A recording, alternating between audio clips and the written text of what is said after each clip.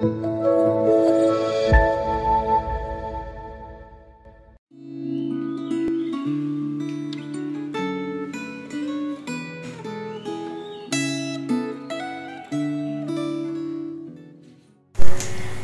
rekan-rekan yang dikasihi Tuhan. Hari ini kita kembali lagi merenungkan firman Tuhan. Sebelum kita mulai, mari kita berdoa.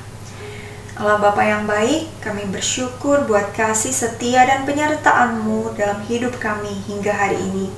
Saat ini Tuhan kami datang, kami rindu untuk kembali belajar dan merenungkan firman Tuhan. Ya Bapa, biarlah Roh Kudus-Mu terus bekerja dalam hati setiap kami, agar kami dapat mengerti dan memahami firman-Mu dengan baik.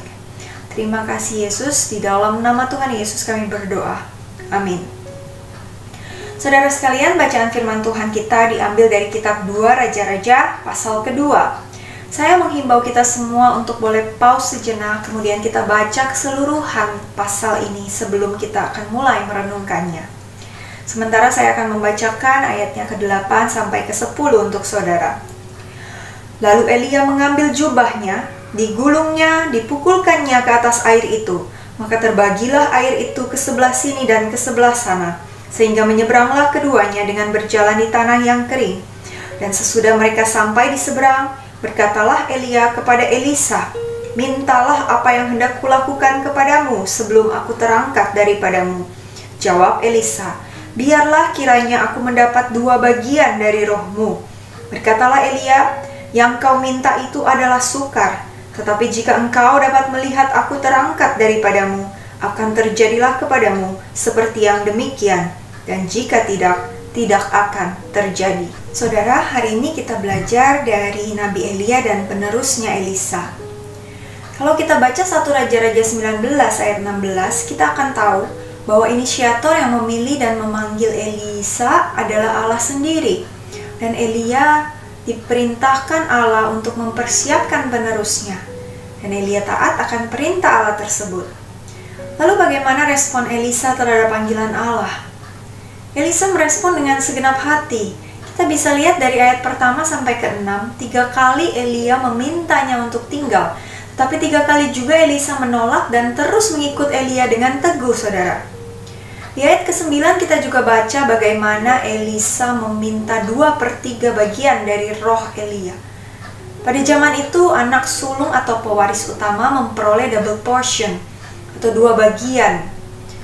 Itu menunjukkan bagaimana Elisa begitu bertekad untuk menjadi penerus kenabian Elia dan menjadi wakil Allah atas bangsa Israel. Saudara sekalian, peralihan kepemimpinan tidak dapat dipisahkan dari pemuritan. Apa pentingnya pemuritan? Mengapa pemuritan penting? Karena pemuritan merupakan amanat agung yang diberikan oleh Allah kepada setiap umatnya.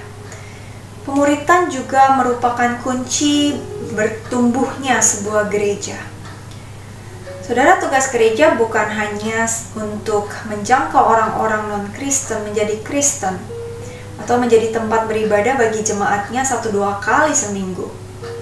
Tetapi tugas gereja adalah untuk memuridkan, untuk menghasilkan orang-orang Kristen yang dewasa secara rohani, orang-orang yang taat dan setia kepada Allah, dan punya kerinduan untuk melayani Allah.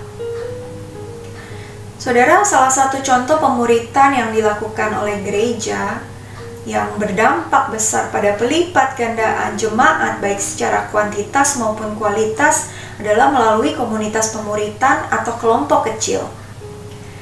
Kalau kita tahu gereja Rick Warren di Saddleback itu dimulai dari 250 jemaat, saudara, di kebaktian perdananya. Tapi sekarang mencapai 50.000 jemaat. Itu semua dari pemuritan melalui kelompok-kelompok kecil ini, saudara. Bagaimana di dalam kelompok yang lebih kecil, diharapkan setiap anggotanya akan memiliki relasi yang lebih baik. Mereka dapat meneladani pemimpin kelompok, dapat belajar satu dengan yang lain, sehingga boleh mencapai kedewasaan rohani bersama-sama, saudara. Dan dengan demikian, mereka diharapkan dapat menjadi pemimpin kelompok yang baru bagi kelompok-kelompok yang nantinya akan kembali dibentuk, sehingga pertumbuhan dalam gereja akan akan terus berkembang dan semakin baik. Saudara sekalian, apa kunci dari pemuritan? Kuncinya yaitu keteladanan. Bagaimana seperti Tuhan Yesus yang menjadi teladan bagi ke-12 muridnya. Begitu juga dalam pemuritan di gereja, teladan menjadi hal yang penting. Saat ini kita tahu orang tidak lagi mempan dengan sekedar kata-kata atau teori. Mereka akan cenderung lebih melihat secara langsung teladan dari pemimpin mereka, saudara. Selain itu, kita juga harus bisa menjadi orang-orang yang tidak egois, yang tidak fokus pada diri sendiri.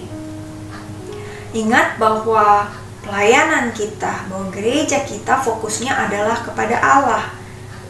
Saudara, kita juga harus belajar untuk percaya kepada orang lain dan mampu mendelegasikan tugas-tugas atau pelayanan juga kepada orang lain.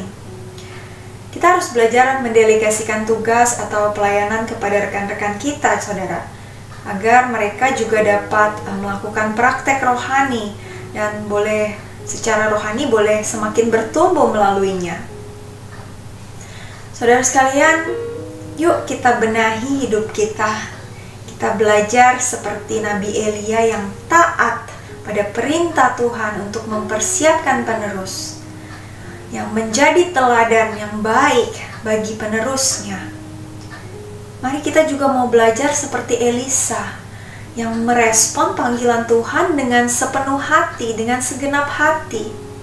Mari kita mau menjadi orang-orang Kristen yang tidak puas hanya berada cukup di sini saja, saudara. Mari kita mau naik kelas. Kita rindu untuk jadi orang Kristen yang mau terus belajar, lebih dewasa secara rohani, saudara, dan mau dipakai Tuhan lebih lagi. Ingat, saudara, bahwa pemuritan bukan hanya untuk mempersiapkan pemimpin gereja saja, tetapi untuk mempersiapkan jemaat-jemaat Tuhan agar dapat mampu menghadapi tantangan dan segala kesulitan di dalam dunia ini melalui kedewasaan secara rohani. Kiranya Tuhan memberkati renungan kita hari ini. Mari kita berdoa. Tuhan Yesus, kami bersyukur Tuhan buat firman-Mu yang telah kami renungkan hari ini. Bagaimana kami telah belajar bahwa Tuhan menghendaki kami untuk mempersiapkan penerus. Tuhan menghendaki kami untuk memuridkan dan juga mau untuk dimuridkan. Ya Tuhan, biarlah kiranya kami boleh menjadi orang-orang Kristen yang terus punya kerinduan untuk menjadi lebih dewasa secara rohani. Kami boleh punya kerinduan untuk terus belajar dan boleh dipakai Tuhan lebih lagi. Biarlah hidup kami boleh menjadi kemuliaan bagi Tuhan. Terima kasih ya Bapa, kami berdoa di dalam nama Tuhan Yesus. Amin. Tuhan Yesus memberkati.